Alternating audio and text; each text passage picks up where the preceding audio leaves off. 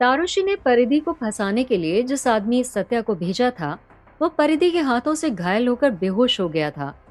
लेकिन वो बेहोश होने से पहले परिधि को उसके बच्चे के बारे में कुछ बताना चाह रहा था। लेकिन इससे पहले कि परिधि उससे फिर से कुछ पूछ पाती, उसने अपनी आंखें मूंद ली, जिससे परिधि बहुत परेशान हो गई। अपने बच्चे के बारे में पता करने का उसके हाथ आया एक मौका छिटक कर दूर चला गया था। हेलो, हेलो, होश में आओ, बताओ मेरा बच्चा कहाँ है, बताओ। परिधि ने उसके चेहरे पर हाथ मारते हुए उसे होश में लाने की कोशिश करते हुए कहा, लेकिन उसे होश नहीं आ रहा था। परिधि ने गलती से ही सही, लेकिन अपने बच्चे के बारे में इंफॉर्मेशन रखने वाले आदमी को हर्ट कर दिया था। अब क्या करूं? ये तो बेहोश हो गया। मुझे इसे कैसे भी करके होश में लाना होगा, तभी मुझे अपने बच्चे के बारे में पता चलेगा कि वो कहाँ है। लेकिन मैं इसे होश में लाऊं तो कैसे लाऊं? परिधि अपने आप से बोली, और फिर उसने इधर उधर देखना शुरू कर दिया। उसे वहीं पास में एक गड्ढा दिखाई पड़ा, जिसमें बरसात का पानी भरा था। वो दौड़कर वही पानी लेकर आ गई और उसे उस आदमी के चेहरे पर मारना शुरू कर दिया। लेकिन उसकी सारी कोशिश नाकाम हो गई थी। परिधि को ये समझ में नहीं आ रहा था कि इतनी छोटी सी चोट लगने से ये आदमी बेहोश कैसे हो सकता है, क्योंकि वो शरीर से तो काफी बॉडी बिल्डर था और परिधि को उसे चोट पहुंचाने के लिए काफी मेहनत करनी पड़ी थी। जब परिधि उसे होश में नहीं ला पाई तो वो वहीं बैठ गई।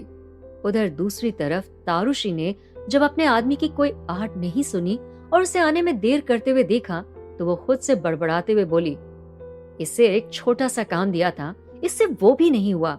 इतना कहने के बाद वो अपनी गाड़ी से बाहर निकल आई और जैसे ही वो आगे बढ़ने के लिए घूमी कि उसे किसी के पीछे होने का एहसास हुआ और वो बुरी तरह से घबरा गई।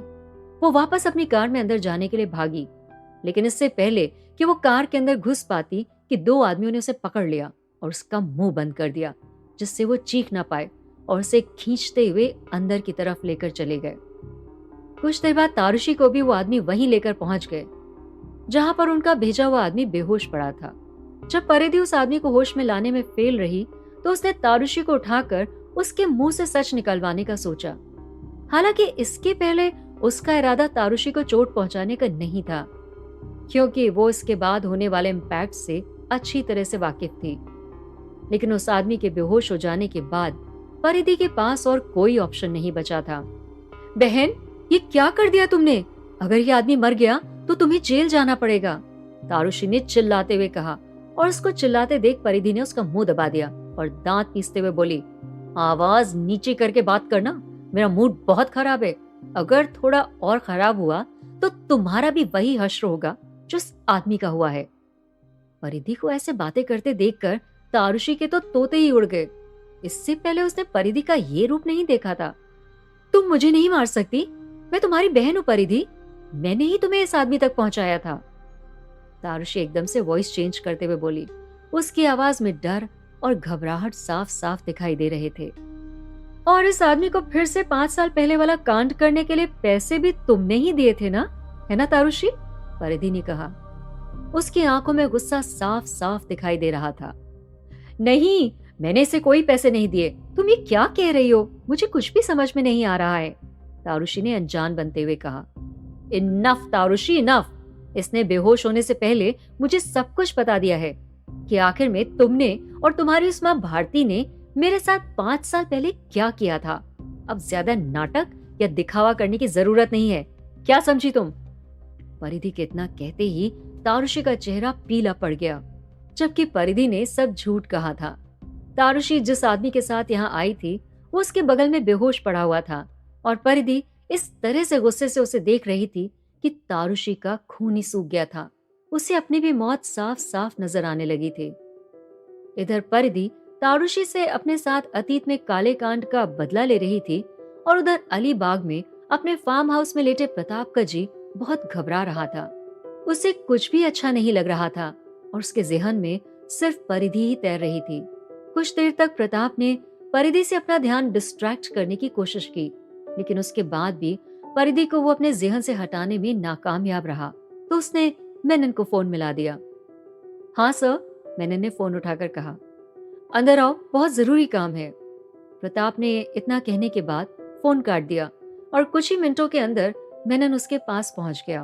क्या हुआ सर, ऑल ओके? मेनन ने सवाल किया। Menon, I know it's weird, but मुझे इसी वक्त परिधि को देखना है। उसे कैसे भी करके मेरे पास लेकर आओ, प्रताप ने कहा, और मेनन के चेहरे का एक्सप्रेशन अचानक से चेंज हो गया। वो समझ नहीं पा रहा था कि प्रताप रॉय को अचानक से क्या हो गया, लेकिन वो प्रताप की किसी भी बात पर सवाल नहीं उठा सकता था, इसीलिए वो हामी भर कर वहां से चला गया। परिधि, अब तो मेरी लाइफ में आ जाओ। I am incomplete without you. Please, हम दोनों मिलकर तुम्हारे बच्चे को ढूंढेंगे, और तुम्हारे साथ जो कुछ भी हुआ है उसका बदला प्रताप रॉय खुद लेगा। मेनन के जाने के बाद प्रताप रॉय ने अपने आप से कहा, और अपने फोन में परिधि की एक तस्वीर देखने लगा। दूसरी तरफ तारुषी को जब ये पता चला कि परिधि को 5 साल पहले हुए इंसिडेंट के बारे में सब कुछ पता चल गया था, तो वो थोड़ा सा घबरा गई, और परिधि ने उसे वहीं बांध भी दिया था। जब तुम्हें सब पता है तो मुझे बांध कर क्यों रखा है? मुझे जाने दो, वरना तुम्हारे लिए ठीक नहीं होगा, तारुषी ने उसे धमकाते हुए कहा। मेरा बच्चा कहाँ है बता दो, उसके बाद मैं तुम्हें जाने दूंगी, परिधि ने सीधे पॉइंट पर आते हुए कहा। मुझे नहीं पता, इवन इस आदमी को भी नहीं पता कि तुम्हारा बच्चा कहाँ है, परिधि ने कहा। ये पट्टी किसी और को पढ़ाना तारुषी, मैं तुम्हारी रग रग से वाकिफ हूँ। अब चुपचाप बता दो मेरा बच्चा कहाँ है, वरना जान से जाओगी। मार के यहीं किसी कोने में दफन कर दूंगी, और किसी को भनक भी नहीं लगेगी कि तुम कहाँ हो। परिधि ने दांत पीसते हुए उसे जबड़े से पकड़ लिया। बताया ना, मुझे कुछ नहीं पता, और चुपचाप मुझे जाने दो, वरना तुम्हारी लाश के बारे में किसी को पता नहीं चलेगा, परिधि ठाकुर, तारुषी ने अपना जबड़ा छुड़ाते हुए कहा। अच्छा, कौन मारेगा मुझे?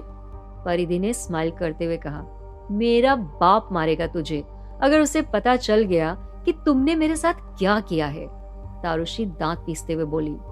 नहीं, सिकंदर सिंघानिया मारेगा तुझे परिधि, क्योंकि मेरे रियल फादर वो हैं। मैं सिकंदर सिंघानिया की बेटी हूँ। कौन? सत्येन राजपूत? परिधि ये कहते हुए लगभग हंस पड़ी थी। नहीं, सिकंदर सिंघानिया मारेगा तुझे परिधि, क्योंकि मेरे रियल फादर वो हैं। मैं सिकंदर सिंघानिया की बेटी हूँ, तारुषी चीख पड़ी थी। जब तारुषी ने अपने बारे में इतना बड़ा खुलासा किया तो उसे लगा कि परिधि ये जानकर डर जाएगी, लेकिन उसके फेशियल एक्सप्रेशन में जरा भी चेंज नहीं आया। ऐसा लगा जैसे उसे ये बात पहले से ही पता थी, वो तो बस इसे तारुषी के मुंह से सुनना चाह रही थी। और ऐसा देखकर तारुषी और ज्यादा घबरा गई। तू बेवकूफ की बेवकूफ ही रह जाएगी तारुषी। तू भूल गई कि मैं किसकी बेटी बन चुकी हूँ, जिसके आगे सिकंदर सिंघानिया भी कुछ नहीं है, परिधि ने हंसते हुए कहा। तो तुझे ये बात पहले से मालूम थी? तारुषी ने घबराई हुई आवाज में कहा। हाँ, उसी दिन से, जिस दिन मैंने होटल सी व्यू में भारती और सिकंदर को सत्येन राजपूत के सामने पकड़वाया था। उस दिन वो दोनों जब बातें कर रहे थे तभी मुझे पता चल गया था। बस मैं तो ये तेरे मुंह से सुनना चाह रही थी, परिधि ने स्माइल करते हुए कहा, और अपने बगल में खड़े आदमी की तरफ देखते हुए आंखों से कुछ इशारा कर दिया, जिसके बाद वो आदमी वहां से चला गया। तो तू मुझे मारने जा रही है? तो तू मुझे मारने जा रही है? तारुषी रुआंसी हो चुकी थी।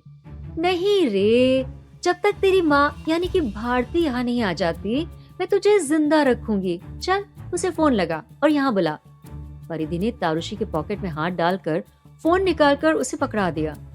परिधि का ऐसा रूप देखकर तारुषी इतना घबराई हुई थी कि उसने तुरंत ही अपनी मॉम को फोन लगा दिया, और 2-3 बार बेल जाने के बाद ही भारती ने फोन उठा लिया। हाँ बेटा बोलो, भारती ने फोन उठाते हुए कहा। जिस वक्त परिधि ने उसे फोन मिलाया था वो खाना खा रही थी। और कैसी हो भारती जी? परिधि ने स्माइल करते हुए सवाल किया, और परिधि की आवाज सुनते ही भारती के हाथ से निवाला गिर गया। तारुषी का फोन तेरे पास क्या कर रहा है परिधि, और मेरी बेटी कहाँ है? भारती ने चिल्लाते हुए कहा। अरे अरे भारती जी, चिल्लाइए मत, अभी आपको बहुत रोना चिल्लाना है। पहले ही अपने गले को इतना कष्ट दे देंगी तो वो बेचारा सिकंदर आपका आगे साथ कैसे देगा, परिधि ने कहा और हंस पड़ी। उसकी हंसी भारती के कानों में किसी सुई की तरह चुभ रही थी। परिधि, ये मजाक का वक्त नहीं है। अगर तुझे कोई प्रॉब्लम है तो मुझसे बात कर, और याद रख, अगर तूने तारुषी को टच भी किया तो तुम सिकंदर सिंघानिया से मेरी शिकायत कर दोगी, यही ना? परिधि ने भारती की बात को बीच से ही काट दिया और उसके इतना कहते ही भारती के पैरों के नीचे से जमीन ही खिसक गई। उसका दिल इतनी तेजी से धड़कने लगा कि वो अपनी धड़कन को सुन पा रही थी। परिधि की बात सुनने के बाद भारती उसे कोई जवाब देती कि तभी तारुषी ने जोर जोर से चिल्लाना शुरू कर दिया, mom mom please save me, ये परिधि पागल हो गई है। तारुषी को रोता चीखता सुनकर भारती और घबरा गई। परिधि याद रखना, अगर मेरी बेटी को कुछ हुआ तो मैं तुम्हें जिंदा नहीं छोड़ूंगी, भारती ने गुस्से में चीखते हुए कहा। फिर ठीक है, अगर तुम चाहती हो कि तारुषी जिंदा रहे तो चुपचाप लोकेशन पे आ जाओ, परिधि ने जवाब दिया। और नहीं आई तो अपनी बेटी का गला उठाकर ले जाना आकर, परिधि ने जवाब दिया। और उसके बाद उसके हाथ में जो चाकू था वो तारुषी की तरफ उछाल दिया। अपनी तरफ चाकू आता देखकर तारुषी की चीख ही निकल गई और भारती ने जब तारुषी की चीख सुनी तो उसका खून सूख गया। वो समझ चुकी थी कि परिधि अब अपना बदला लेने के पूरे मूड में थी। वो अब क्या करे, उसे कुछ भी समझ में नहीं आ रहा था। क्या करेगी अब भारती? क्या वो जाएगी परिधि के पास या फिर वो लेगी सिकंदर की मदद? क्या परिधि को पता चल पाएगा अपने बच्चे का राज? और क्या मेनन पता कर पाएगा कि परिधि कहाँ है? क्या होंगे इन सभी सवालों के जवाब? हमें कमेंट करके जरूर बताएं। और आगे की कहानी जानने के लिए सुनते रहिए माय स्वीट गैंगस्टर, सिर्फ पॉकेट एफएम पर।